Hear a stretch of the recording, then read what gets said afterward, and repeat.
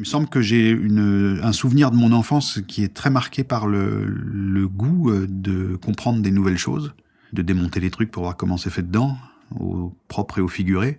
Et que, étant papa moi-même de 7 enfants, j'ai quand même eu le temps de regarder comment est-ce que des fois, assez souvent malheureusement, cette impulsion première pouvait être un petit peu gâchée, voilée par un système qui est encore sur des très vieilles notions de l'apprentissage, comme la compétition, comme la notation, comme le succès, c'est-à-dire t'arrives ou t'arrives pas, etc., qui pour moi sont tout simplement très souvent ringardes, quoi, c'est tout. Mais bon, c'est un énorme système, et c'est comme les énormes bateaux, pour leur faire prendre des virages, ça prend des kilomètres, quoi. C'est des paquebots, c'est pas des petits surfs, donc voilà. De temps en temps, je m'énerve un peu, je suis probablement très con, parce que ce système est bourré de gens qui voudraient mieux faire, et qui font avec ce qu'ils ont, et encore une fois, il y a des tas de gens qui ont beaucoup de talent et beaucoup de mérite dans tout ça.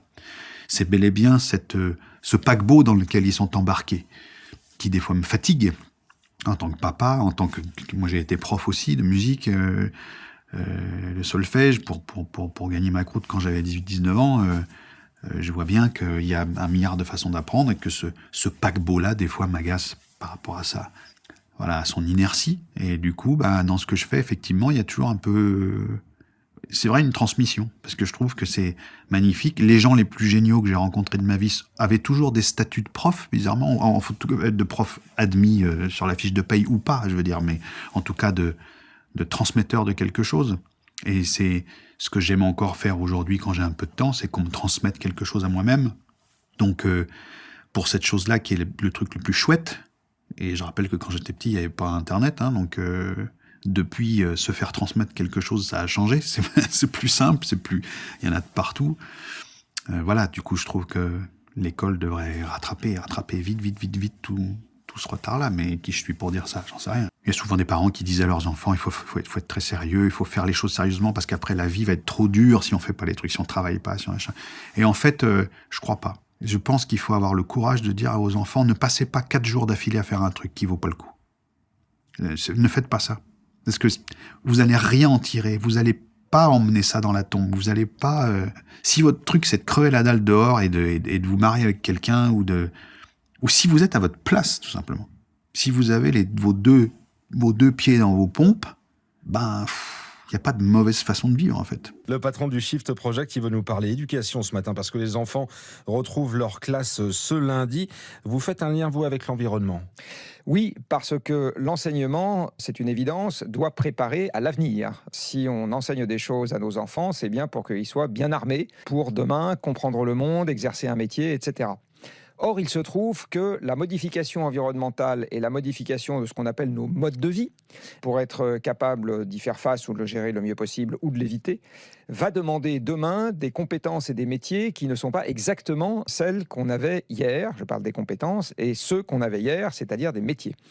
Par exemple, quand on regarde le plan de transformation de l'économie française du Shift Project, on voit qu'on devra avoir moins de monde dans la construction automobile et plus dans la construction et l'entretien des vélos. Alors, c'est des métiers pas très différents, mais quand même, on devrait avoir idéalement plus de monde dans l'agriculture, on devrait avoir plus de monde dans la forêt, on aura probablement besoin de moins de monde dans des bureaux, on aura besoin de plus de monde dans la transformation et la réparation des appareils que nous avons, etc. Donc, on voit bien qu'on ne va pas avoir exactement besoin des mêmes personnes.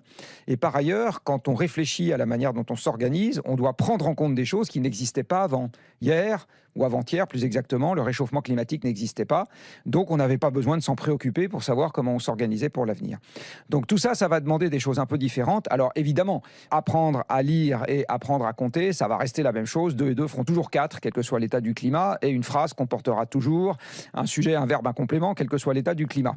Mais par contre, il y a un certain nombre de choses en matière de biologie, en matière de sciences, en matière d'histoire, en matière de géographie, qu'on devra peut-être et qu'on devrait en fait apprendre différemment. Alors on comprend qu'on doit préparer, former différemment les étudiants. Ça sera tout pareil en fait pour les enseignants. Nous avons 1 million d'enseignants dans ce pays, peut-être même un peu plus si on compte la formation continue. Et à l'évidence, on ne peut pas changer les programmes sans former les gens qui enseignent de nouveaux programmes. Donc il y a un chantier important qui est effectivement de savoir ce qu'on va enseigner aux élèves et aux étudiants, mais il y en a un tout aussi important qui est de modifier les compétences des enseignants eux-mêmes, ou plus exactement les contenus qu'ils doivent enseigner.